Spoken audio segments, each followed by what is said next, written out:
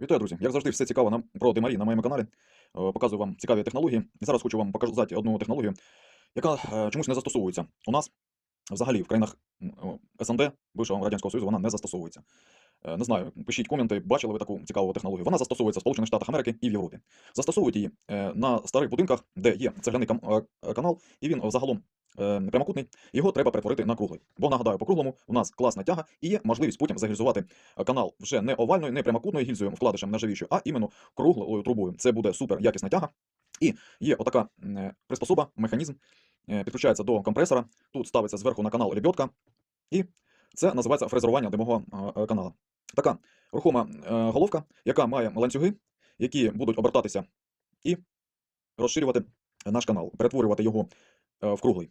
Це доволі часто там застосовується, де старі будинки, і канали у нас вже такі в аварійному стані. Є дві технології, як потім, коли ця прилад пройшов, його опускають на лебедці, підключають повітря і під тиском рухається оберти, ланцюги обертаються і ніби шліфують цеглу нашу, перетворюючи її в круглий перетин.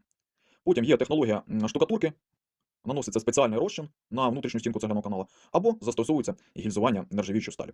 Ну, дивіться, буде цікаво комусь побачити це, а може хтось взагалі прийме це на озброєння і застосує в наших умовах.